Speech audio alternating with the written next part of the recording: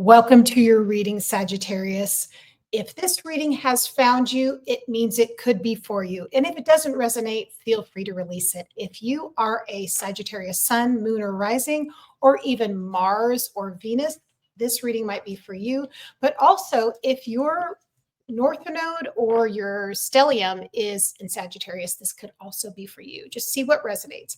My name is Carrie Koss. I'm a medium and a mentor, and I'm here to do your reading today. I'm super excited, and I want to let you know this is a very in-depth reading. There are 6 different areas I'm going to be looking at for you today. I'm going to be checking in with your spirit guides to bring forth a message. I'm going to be doing an energy check of where you are right now, body, mind, and spirit. I'm going to be looking at things that you're manifesting right now and how the energy is flowing in that. And that could be things related to your career. That could be things that you are manifesting with work in general, even if you're creating a business, creativity. This could even be housing.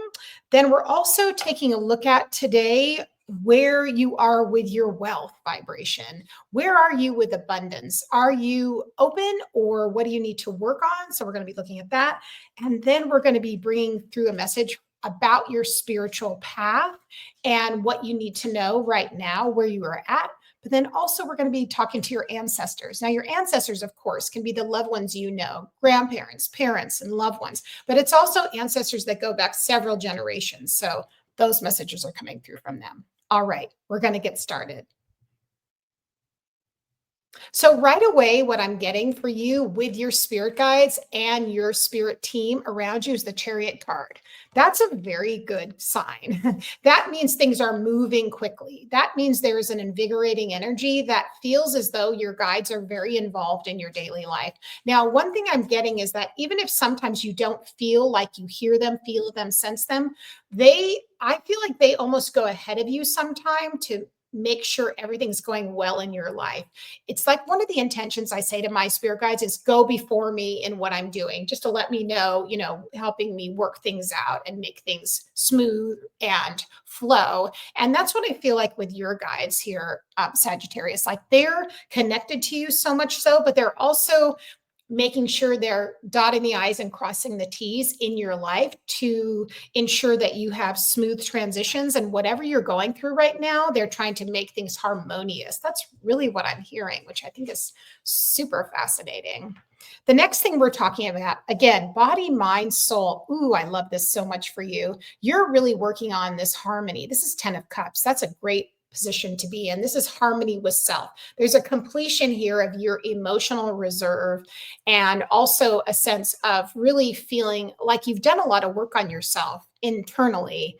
And that has resulted in you feeling pretty anchored in different parts of your life emotionally. That could be your relationships and also things you've invested in.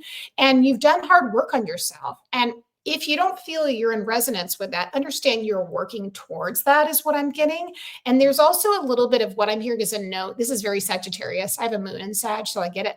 This is very no nonsense approach to certain things in your life. And that's a good thing because I feel like that's garnered you a really good relationship with the word no. So that means you've really been able to say to people, no, I don't want to do that. Or no, I don't want to invest my time in that. So which is all the more better for you and your well-being, body, mind, soul. Now, here's your manifestations. This is what's very interesting. So this card is unique to this deck. I have to kind of cover it up because of this. The Artist, and then also 5 of Pentacles reversed. So this, I felt the creativity here with you, Sagittarius. So this feels a lot to me like you've been working on a creative project, even if it doesn't feel like you're not necessarily an artist, but something you've been creating in your manifestation. And in this, you have let go of some thinking, which ties into the energy about wealth. You've been realizing that you do need to invest some in yourself in order to get something back for your creative project or whatever you've been working on manifesting. So you're understanding that sometimes you need to get your thinking right. Sometimes you need to be able to learn new things. Sometimes you need to be able to digest what it takes to get to your manifestation. And that's taken hard work. And you've released some of these pictures because 5 of Pentacles in reverse means you have worked on releasing and letting go of blockages when it comes to Well, it could be wealth abundance, but it's also in investing in yourself and in what is important to you. So well done. I would be excited to hear in the comments, like if you some of you can take this and if this makes sense to you when it comes to your manifestations. Now, I love seeing this when it comes to wealth. What you invest in with your wealth are things to do with your connections and your relationships. So your idea of being wealthy is really rich when it comes to your relationships, when it comes to your connections, when it comes to your emotions. Like you understand the connection between your emotions and manifesting, that you need to feel.